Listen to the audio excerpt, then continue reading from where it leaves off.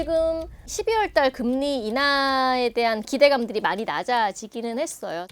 거기에 대한 트리거는 이제 트럼프 정책 중 하나가 최근에 체감 물가가 너무 많이 올랐다. 이거 우리가 좀 컨트롤을 해야 된다. 관세에 대해서 직접적 영향도 안 받게 해야 된다. 이런 부가적인 정책들이 나오면서 이제 인플레이션에 대한 재발 우려가 다시 한번 더 불거졌죠. 그리고 이제 12월 달 FOMC에서 금리 결정을 하는 주요 연준 의사들이 이제 인터뷰를 하기 시작해요.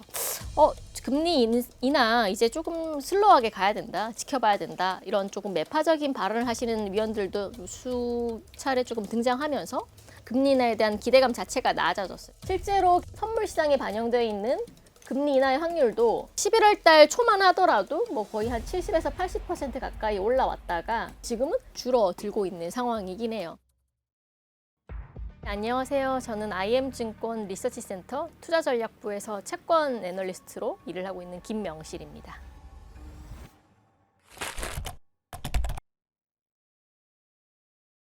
그러면 미국의 물가 상황 진짜 안 좋냐?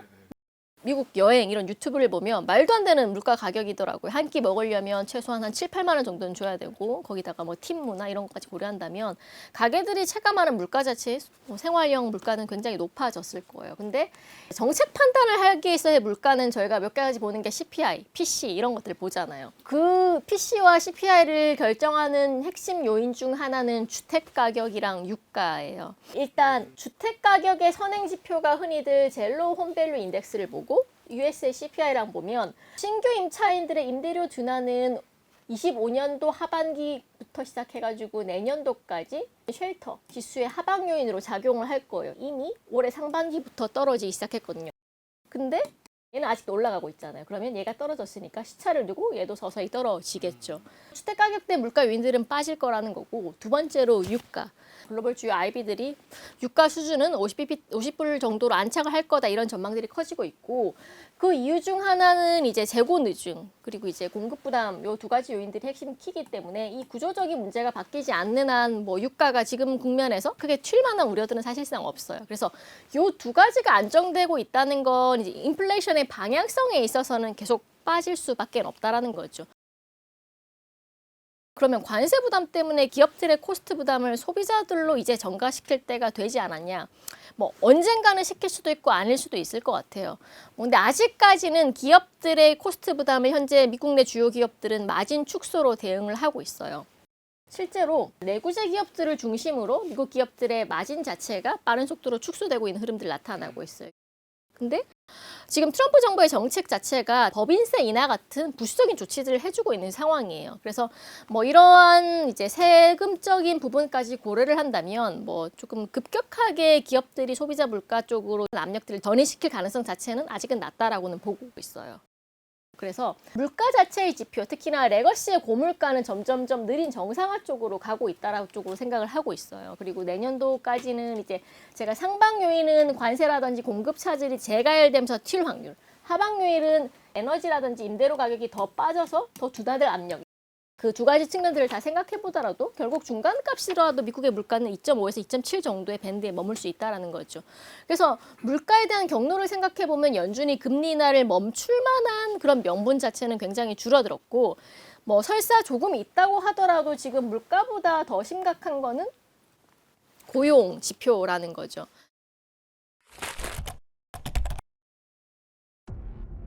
근데 조만간 10월달 비농업 고용자 수가 발표가 될 건데 실업률은 또 발표가 안 된대요. 왜냐하면 셧다운이 끝나긴 했지만 이제 장기화가 되다 보니까 고용 지표가 지금 블라인드에 가려졌어요. 근데 저는 실업률 발표는 안 돼도 상관이 없어요. 왜냐하면 안 올랐을 거니까. 지금 이거는 이제 과거 실업률 상승 기간 동안의 트렌드를 이제 월별로 쭉 그려본 거예요. 과거의 실업률이 이제 경기가 안 좋아서 올라가기 시작하면 적어도 18개월 안부터는 빠른 속도로 증가하는 모습이 나타났어요. 근데 지금은 계속 기고 있어요. 그 이유 중 하나는 트럼프 정부의 정책 자체가 이민자들의 법을 강화시켰잖아요. 그래서 이민자 자체가 빠지다 보니까 노동 공급이 줄어들면서 수치적으로 실업률이 굉장히 낮은 수준을 기록하고 있다는 거죠. 그래서 고용 자체의 증감 자체가 떨어짐에도 불구하고 과거 수준처럼 실업률이 튀어오르기에는 조금 구조적으로 어려운 순간에 있다라는 거고, 그럼 저희가 봐야 될 건 당연히 고용자 수의 증감 폭일 것 같아요. 고용이라는 거는 크게 정부 고용과 민간 고용으로 나눠지겠죠. 정부 고용은 트럼프 정부가 이제 도지라는 인력 구조 개편 기구를 설치를 했어요. 그리고 그 기구들이 열심히 일을 하기 시작하죠. 올해 2월 달부터 연방 정부의 고용 증감은 마이너스로 전환이 됐어요. One out of every 4 new jobs went to increase the size of the federal government. So in other words, 1 out of 4 was a federal worker. Well, I love our federal workers, but that's not the way you can build a country. It's a short road to a disaster. 거기다가 추가적으로 재료가 온 게 셧다운. 더 빠졌을 거예요. 그리고 민간 같은 경우는 아까 말씀드린 것처럼 기업들이 관세 이상을 지금 마진 축소로 대응하다 보니까 추가 채용 여력은 분명히 언젠가 제약이 걸릴 거예요. 이전 대비 관세가 없었던 시절보다는. 그래서 민간 고용도 서서히 떨어질 수밖에 없다는 거죠. 그래서 이 두 가지가 동반적으로 떨어지기 시작한다는 거에 대한 의미는 앞으로 미국의 고용은 생각보다 빠른 속도로 증감 자체가 떨어질 수 있는 거죠. 아마존 막 대량 해고 막 이것도 AI 때문에 포함이 되나요?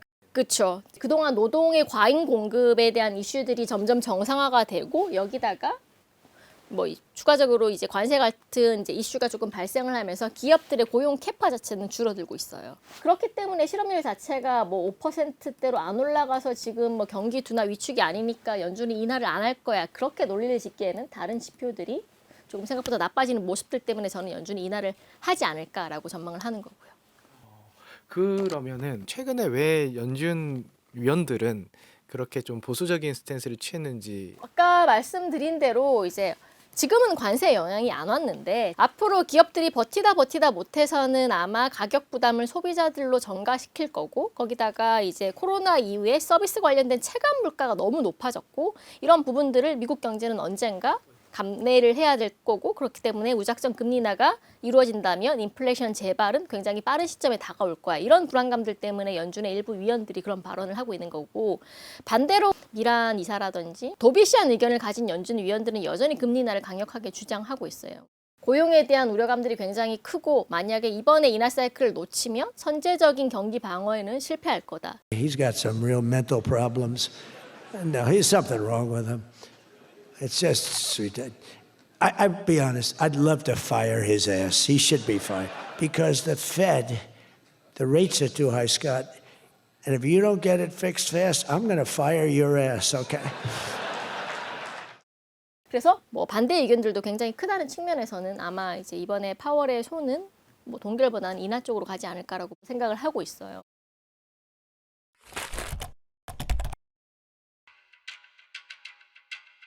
그래서 이제 저는 올해 12월 달에 아마 한 번 정도 인하를 하면서 연준 정책 금리가 3.75%까지 떨어질 것 같고 인하 사이클을 적어도 내년 상반기까지는 계속 지속을 한다라고는 생각을 하고 있어요. 근데 올해 3번을 이제 매 9월 달, 10월 달, 12월 달까지 모든 정책 회의마다 인하를 했다면 내년부터는 인하 속도 자체를 조금 줄여가면서 이제 인플레이션이라든지 고용의 상황을 지켜볼 거고 그래서 2분기까지 뭐 1Q에 한 번, 그리고 2Q에 한 번 더 하면서 3.25%까지 정책 금리를 일단 내리고 상황을 보지 않을까라고 생각을 하는 거죠.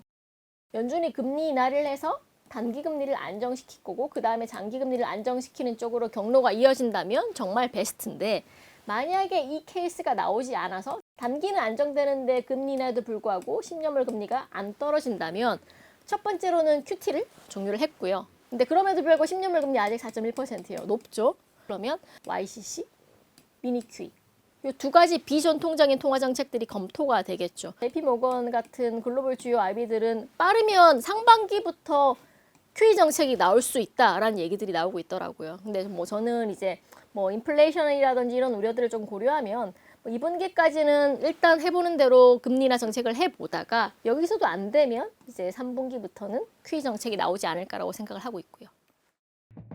금리 인하를 하면 결국에 시중에 이제 돈이 유동성이 더 풀리는 게 아니냐. 그러면 지금의 금융자산이나 이런 것들이 혹시 더 올라갈 수 있나요? 네, 이론적으로는 이제 그렇죠. 금리 인하를 하던 이제 뭐 QE 정책을 하던 시중의 유동성들을 공급하는 거니까 그 유동성들이 금융자산, 뭐 주식과 같은 위험자산 쪽으로 가면 당연히 가격들은 오르는 랠리를 보여주는 건데 제가 생각하기에는 조금 몇 가지 문제점들이 있다고 봐요. 미국의 M2 잔액 증가율은 뭐 최근에 이제 연준이 금리 인하 정책으로 선회를 하면서 플러스로 올라오고 있기는 해요. 근데 그럼에도 불구하고 이걸 좀 더 확대시켜서 보면 올라오는 폭 자체가 점점 줄어들고 있어요. 그러면 늘어난 유동성들은 다 어디로 갔을까? 이런 시중에 돌지 않고 MLF 쪽으로 조금 많이 쏠리지 않았을까라는 생각이 들죠. 지금 MLF 자금은 2분기 기준으로는 7.5조 달러 정도로 추산이 되고 있고요. 시중에 풀린 유동성들이 이제 생각보다 높은 금리를 제공하는 MLF의 이점 때문에 상당 부분 이쪽으로 자금이 묶여버리는 쪽으로 가고 있다는 거죠. 거기다가 뭐 통화 유통 속도 자체도 뭐 생각보다는 빠른 속도로 줄어들고 있는 모습들 나타나고 있어요. 결국에는 금리 인하랑 신용 확대가 과거에는 선형의 관계를 보였다면 지금은 비선형의 관계를 일정 부분 보일 수 있다는 점들도 조금 유념을 해보시면 좋지 않을까라는 생각들을 가지고 있고요. 그리고 지금 연준이 10월 FOMC에서 양적 긴축을 이제 우리가 그만하겠다는 걸 시사를 했었고 그 이전에 사전적으로 나왔던 징후들이 몇 가지가 있죠. 은행들의 지급준비율 잔액도 빠지고 있고 RRP 잔액들도 제로에 수렴하고 있고 거기다가 스탠딩 레포의 이용 금액 자체도 굉장히 늘어났어요. 뭐 결국에는 단기 채권, 단기 자금 유동성 시장에서의 뭔가 불안불안한 징후들이 나타나고 있다는 거죠. 그러니까 예전에는 미국이 초과 유동성들이 굉장히 많았던 상태였다면 연준의 고금리 기간 자체가 굉장히 길어졌다 보니까 금리 인하를 시작한 지는 얼마 안 됐잖아요. 다른 국가에 비해서는 늦게 금리 인하를 시작하다 보니까 초과 유동성의 규모 자체가 줄어들고 있는 불안한 모습들이 나오고 있고 뭐 이 상황에서 뭐 연준이 금리 인하를 뭐 앞으로 100bp씩 할 건 아니잖아요. 막 자이언트 스텝, 빅 스텝처럼 할 게 아니기 때문에 그런 식의 정책이 병행되지 못하기 때문에 돈을 푼다고 하더라도 그 돈이 즉각적으로 금융 자산으로 빠르게 연결될 가능성들은 조금 낮다라고는 보고 있는 거죠. 이게 지금 풀린 만큼 금융 자산의 버블 스텝까지 왔다라는 그런 위기로 말씀하시는 거예요. 그렇죠. 과거에는 100이 풀리면 80에서 90은 금융 자산으로 갔다 그러면 지금은 불안하니까 MLF 같은 안정적인 자산 쪽으로 쏠림 현상들이 심해지고 있고 한 뭐 50에서 60만 가는 거예요. 그럼 이런 심리 자체도 지금 위험 자산에 대한 고평가 가격 리스크들 이런 부분들이 반영되어 있는 부분들이 있는 거죠. 보통 금리가 올라가면 이거는 경기가 살아난다. 막 이런 징후로 해석이 됐었잖아요. 교과서에서. 근데 지금 금리가 올라가는 그러니까 떨어지지 않고 있는 이 국면 자체는 경기 회복의 신호가 아니라 어떻게 생각하면 신용 자체가 이전 대비 지금 축소가 되고 있는 전조지 않을까. 그러면 가계 기업 은행들은 이제 기준금리 인하에도 불구하고 고금리 부담을 계속적으로 안고 가야 될 수밖에 없는 거고 이게 계속적으로 누적되다 보면 결국에 실물 경제 단에서의 파급 효과로 연결될 수밖에 없지 않을까라고 보는 거죠. 뭐 이거는 미국뿐만 아니라 뭐 프랑스, 유로존 뭐 이런 주요 선진국들이 공통적으로 안고 있는 문제예요. 그래서 뭐 내년도에 제가 봐야 될 부분 중 하나는 올해 초과 유동성의 축소가 나타났다면 내년도에는 금융 시스템에서의 레버리지 축소 같은 신용 수축의 전조가 나타나고 있지 않을까. 만약에 이런 부분들이 관측된다면 실물로의 전염이 생각보다는 시간 문제일 수 있다.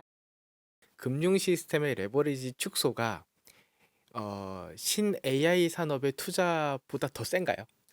뭐 규모 자체는 그러니까 뭐 레버리지 축소는 그러니까 레버리지라는 게 내가 100이 있다면 레버리지를 써서 이걸 뭐 400으로 만들고 500으로 만들어서 투자를 하는 거잖아요. 그래서 이거는 없던 300억을 만들어내는 거기 때문에 리스크 측면에서는 훨씬 더 리스크가 큰 건 거죠. 그래서 규모 자체는 뭐 이게 크다 적다의 문제가 아닌 거고 리스크 팩터의 측면에서는 AI 투자보다는 이게 훨씬 더 이제 리스크가 크다라고 볼 수 있는 거죠. 하지만 만약에 이게 축소가 되다 보면 AI 산업 쪽으로 흘러갔던 돈의 규모 자체도 줄어들 수 있어요. 12월 연준의 금리 인하를 두고 잡음은 굉장히 많습니다. 뭐 일부 여론들은 뭐 절대 못한다. 또 일부 의견들은 아니다 할 수 있다. 근데 저는 이제 뭐 이런 뭐 일희일비하는 의견보다는 조금 펀더멘털에 포커스를 맞춰보면 아직은 물가에 대한 부담감보다는 고용이 빠른 속도로 망가질 것 같은 걱정이 훨씬 더 큰 국면이다라고 말씀을 드리고 싶고요. 그렇기 때문에 12월까지는 적어도 금리 인하 기조를 유지를 하지 않을까라고는 생각을 하고 있습니다. 그래서 뭐 12월 달 금리 인하 액션이 한 번 더 나온다면 뭐 미국 발 펀더멘털이 조금 개선될 수 있는 아니면 경기가 망가지는 속도 자체를 조금 빠르게 제어할 수 있는 뭐 키가 되지 않을까라고 보고는 있고요. 뭐 문제는 국내죠. 국내 같은 경우는 이제 이번에 금리 또 동결을 한다면 뭐 경기에 대한 전망들도 조금 더 불확실해질 수 있는 측면들이 더 클 것 같고요. 뭐 환율 측면에서도 체급 차이가 더 벌어지면서 원달러 환율의 불안정한 상황들도 더 나올 수밖에 없지 않을까라고 생각을 하고 있습니다. 네, 오늘 교양일을 부탁해는 여기까지입니다. 감사합니다.